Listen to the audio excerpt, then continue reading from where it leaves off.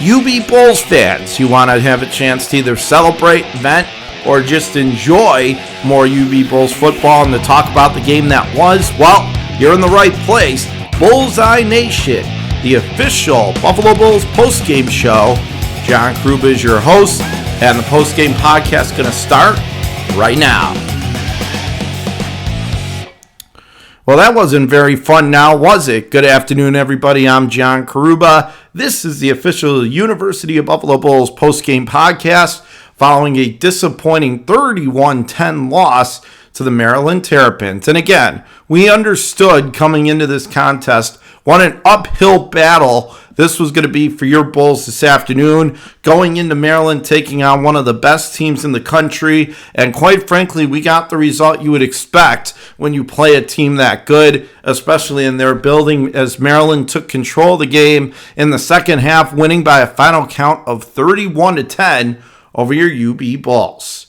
Again, this was the first start of the Cole Snyder era, and while he looked okay at times, you could see that the Maryland pass rush really starting getting to him later in the game, starting to wear on him into some bad decisions, and quite frankly helped seal the fate for the Maryland victory. So let's get you some stats from this game. And again, UB was in it. Remember, Maryland came out flying with the touchdown on their opening drive, and then Buffalo continued to fall behind by a couple of scores, trailing by as much as 17-0, but UB did find a way to answer, got their only touchdown of the game late in the first half on a rushing touchdown to make it 17-7, and then after that it became all Maryland again as they outscored UB 7-3 in the fourth quarter and 14-3 overall in the second half to prevail with the 31-10 victory. And you know, as you watch this game from start to finish, you can't help but wonder why it is. You get why the NCAA, it's a business. You know, that's why schools will sometimes pay other universities to come travel there, basically pick up an easy win. And that's what Maryland just did against UB. But you wonder why they continue to let it on. It's terrible for the sport. You have completely non-competitive games, and some where certain teams, they just look outclassed. And, you know, unfortunately, that is the way the UB Bulls looked this afternoon, especially in the second half against Maryland. They played hard. You give them credit for showing up, but the reality is they're not in the same league as the Maryland Terrapins. And why the NCAA continues to allow these types of matchups to get played, I don't understand it. I think it's bad for the sport. I think it's a bad look. I think it makes some wins look very cheap, and I'm really not a big fan of it. And just like a whole lot of other things NCAA-wise, I'm not a fan of this part of college football. To me, this is the ugly and dark side of it. And we saw it this afternoon in full display, especially in that second half where you could see they were trying as hard as they could, but they were just getting smashed by Maryland up front. And you could tell that Maryland obviously is a much better team, and they played like it this afternoon, beating UB by a final count of 31-10. So now that my little opening rant is over, let's get to some key stats from the game here on the postgame podcast. And amazingly, UB actually had more first downs, if you could believe that, than the Maryland Terrapins had in this game, 18-16.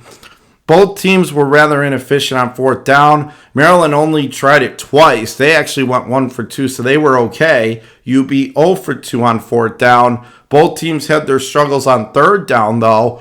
Maryland 4 of 13, UB 5 of 16. But here's where it really tells the story. The numbers don't lie, and they don't lie in this one. Maryland outgaining UB by a count of 446 yards to 268. Maryland had 297 yards through the air, UB only mustering up 160.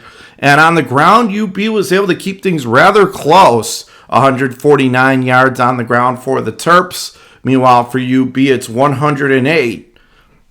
The one thing that if Maryland's going to look back on this game, not only did they let UB hang around the first half, but the penalties. Very surprising to see the Terps be that undisciplined on their home turf, especially playing a team that was less superior than them. They had 8 penalties for 82 yards. Meanwhile, for the Bulls, it was 3 for 30 yards. And both teams did a good job protecting the football. Maryland had just 1 turnover. UB didn't have any. So if you want to have a bit of a tip your cap moment, maybe something to take away to feel good about, if you're the UB Bulls and head coach Maurice Lundquist, it's the fact that you did not turn the ball over against the defense that's one of the best in the country. Very impressive, at least in that regard, by the UB Bulls. In time of possession, UB actually had the ball longer, 32 minutes and 53 seconds, compared to just 27:07 for Maryland, but the difference really came in the red zone. Maryland got 4 different touchdowns. UB, they were just 1 for 2 in the red zone. They got a field goal, but only 1 touchdown. And again, when you lose the touchdown battle 4-1, you're usually not going to pull that game out. And that was the case this afternoon for your UB Bulls. So those are some key stats from the ball game. John Kruba here on the official Bullseye postgame show as we now get ready for the home opener next week against Holy Cross. And again, I don't want to sound like a hypocrite here. This is going to be another matchup, pretty much like I'm saying about this afternoon about an outclassed opponent and why they let these go on. Well, we're going to experience that again next week at UB Stadium, only this time the roles are going to be flipped. UB is going to be the team that's in the higher league compared to Holy Cross, who's still in the FCS, not the FBS. And so, again, that's the football championship subdivision rather than the football bowl subdivision. Again, so FCS is a step down, and that's what Holy Cross is in. They're actually from Worcester, Massachusetts.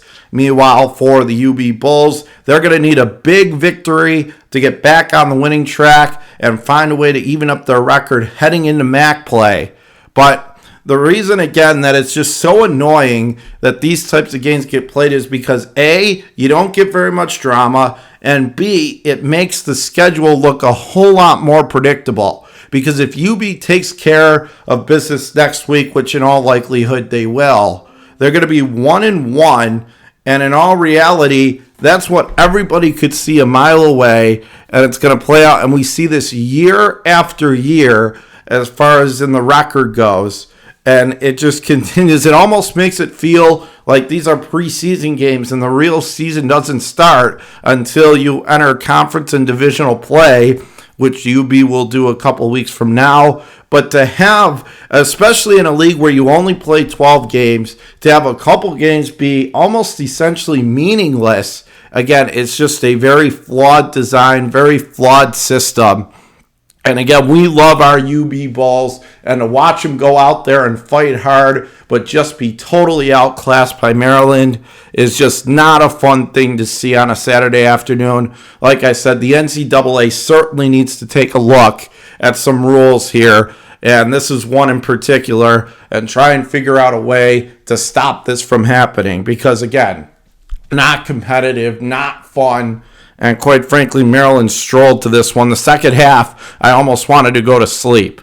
So, again, that's just the case of NCAA needs to step in here and do something because UB, they just had no answers. They were not going to fight back. They tried, but you could see they used up all their energy to get it back to 17-7 at half. Maryland only really had to use half the energy tank just to get to that point, and then they just put it on cruise control the rest of the way.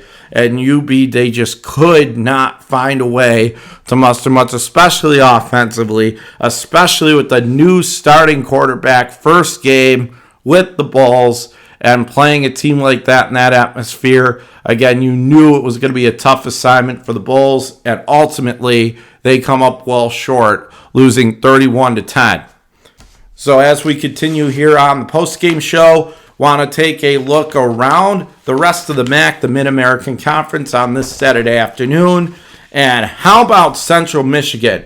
Boy, if there was ever such a thing as a statement loss, this would be it. Because Central Michigan, yes, they lost, and they gave up 58 points. But they went in to Oklahoma State, the 12th ranked team in the country, and they put up 44 points. That's right, 44 points on that Oklahoma State defense.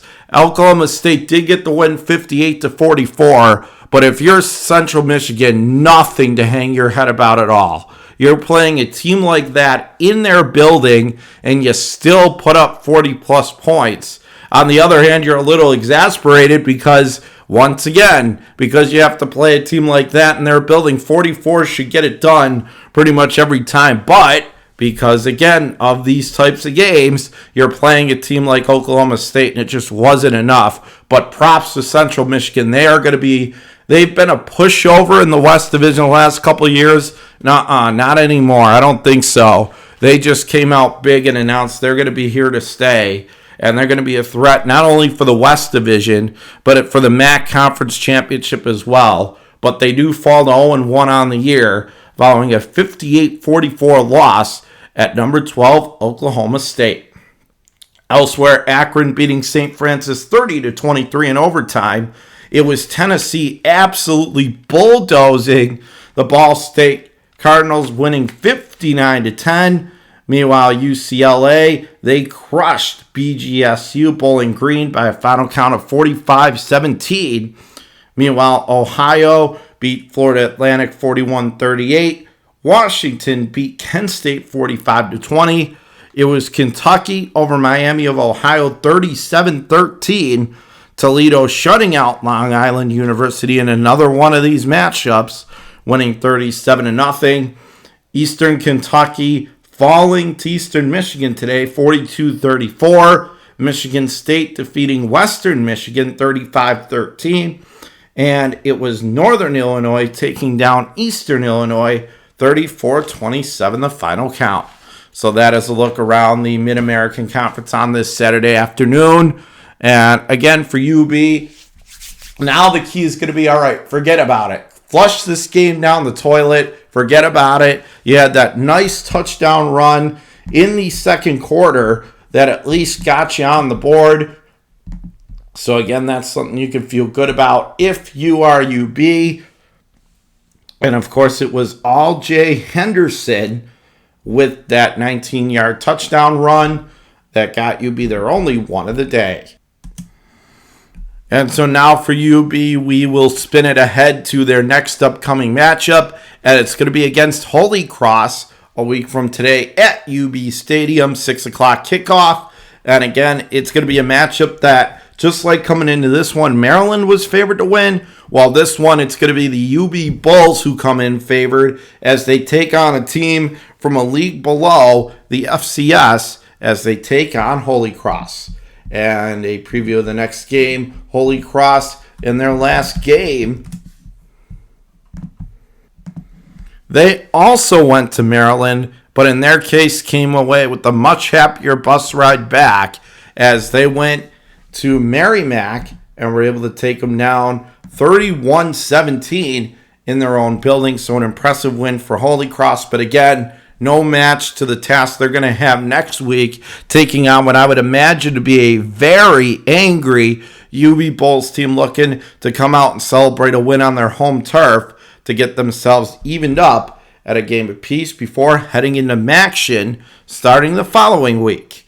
So again, it is going to be the UB Bulls taking on the Holy Cross Crusaders, who are members of the Patriot League in the FCS. For Holy Cross, they did not have a great season last year as well, and they are looking to find a way to get back in. And because they were able to take down Merrimack, they are now number 16 ranked in the Patriot League in the FCS. Again, not FBS, but the FCS. They are ranked 16th, so they get that ranking thanks to an impressive season-opening road win against Merrimack. But again, going to be a very different story coming here to UB. And Bulls fans, we're going to need you to show up and make a lot of noise for your team because they need you behind them. A big chance here for Cole Snyder. It's going to be his first home game as the starting signal caller for your Bulls, and it should be an exciting matchup between UB and Holy Cross.